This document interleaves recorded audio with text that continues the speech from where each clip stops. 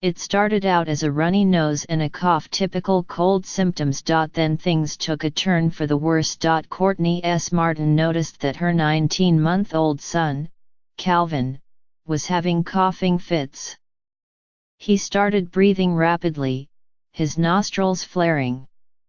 He refused to eat or drink. Every time he took a breath you could see he was working hard, you could see his rib cage sucking in, said Ms. Martin, a mother of two in Rutledge, PA. Calvin's pediatrician advised Ms. Martin to head to the emergency room, where she learned that her son had respiratory syncytial virus, or R.S.V. By the age of 2, nearly every child has contracted RSV. In most children, it presents as a bad cold. But for others, it can cause breathing problems and dangerous lung infections, and many parents have never heard of it until their child becomes ill. Every winter, RSV becomes a common and potentially serious illness, said Dr. Ethan S. Weiner, Associate Chief of Pediatric Emergency Medicine at NYU Langone Health. While it affects both children and adults, it is most dangerous and can even be fatal in babies who are born prematurely and people with weak immune systems, heart disease, or lung disease. But even babies who were born full-term and healthy can develop severe symptoms, like Calvin, or like Andre, a toddler from Mission Viejo, California, who contracted the virus in 2016 when he was 3 weeks old. It was really scary seeing your son hooked up to so many monitors and not knowing what's going on, said Andre's mother, Alexandria Salazar, who wrote about the illness to raise awareness. They spent Christmas that year at the hospital, where Andre was admitted with a blood oxygen level of 70%. It should be close to 100%. Like many parents, Ms. Salazar was unfamiliar with RSV. I remember just being in the corner, kind of hyperventilating a little bit, she said. In otherwise healthy patients, RSV can usually be treated at home.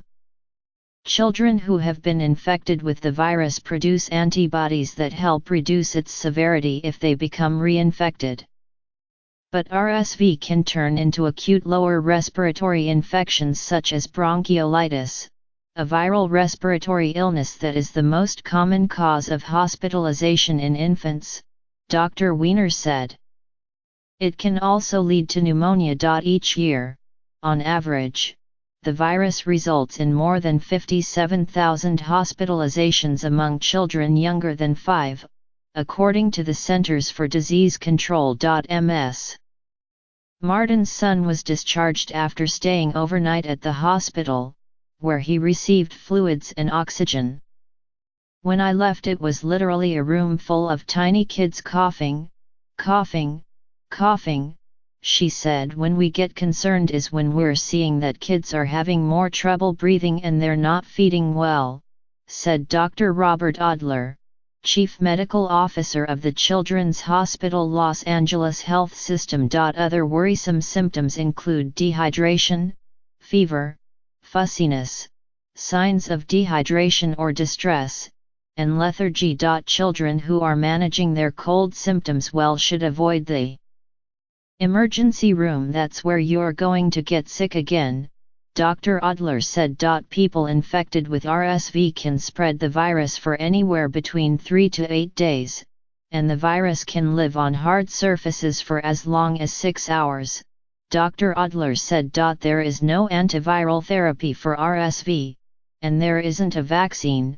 Children are typically treated with hydration, nasal suctioning, and oxygen. Really, I do not think there's a need for unnecessary hysteria around R.S.V., Dr. Sherry Platt, the chief of pediatric emergency medicine at New York Presbyterian/Weill Cornell Medical Center, said. Other respiratory viruses, like influenza, are also prevalent during this time of year, she added.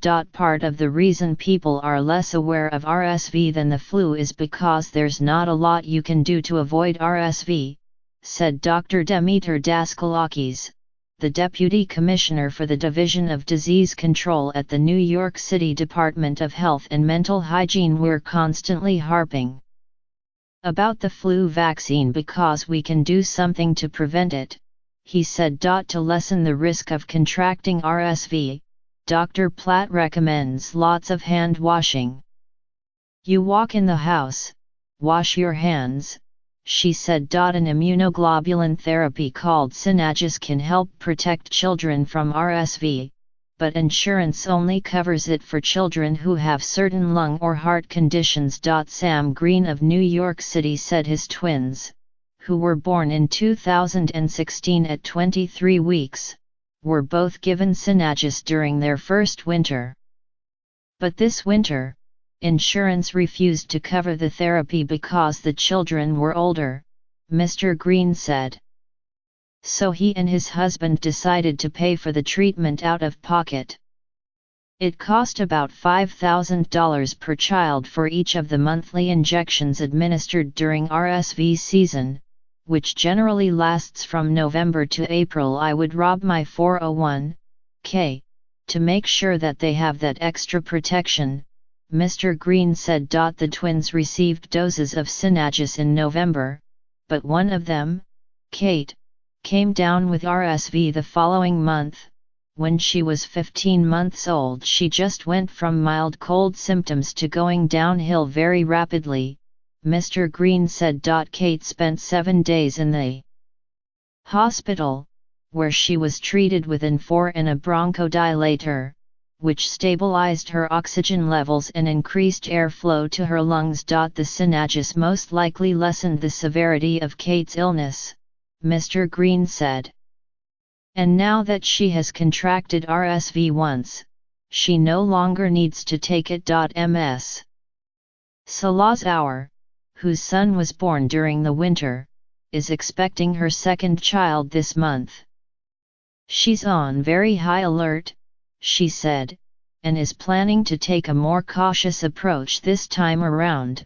We are not leaving the house for at least a month to 2 months, she said. And in the beginning, we're only going to have our family members hold her. In Dr. Platt's view, it's safe to go outside. Out and about is good, she said. But I do think you shouldn't have everybody hold the baby.